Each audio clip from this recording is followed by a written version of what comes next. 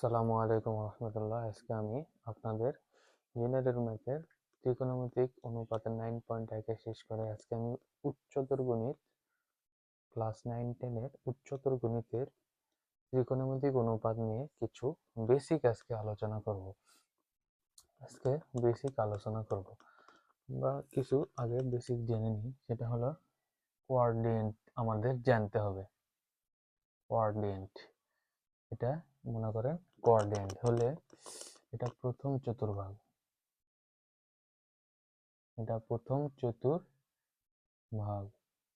এটা দ্বিতীয় চতুর্ভাগ,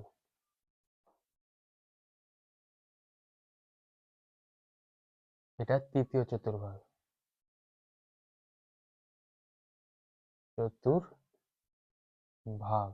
এটা চতুর্থ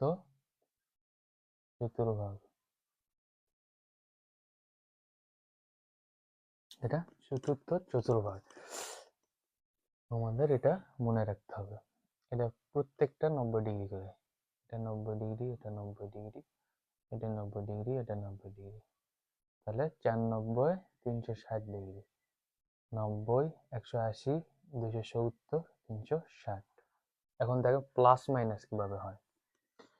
এটা যদি একটা কোঅর্ডিনেট হয় তাহলে আমরা প্লাস কখন হবে এরকম মান দেওয়া থাকবে আপনাদের বের করার জন্য।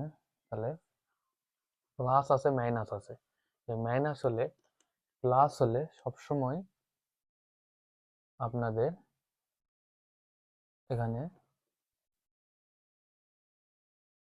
এখান থেকে ঘড়ির বিপরীত দিকে আপনাদের ঘুরতে হবে, ঘুরলে সেটা প্লাস ধনাত্মক হবে।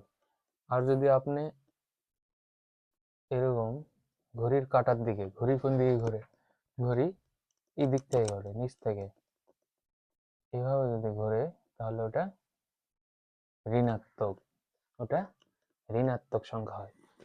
তাহলে আমাদের এখানে দেওয়া আছে 560 ডিগ্রি। তাহলে আমরা 560 কিভাবে বের করব?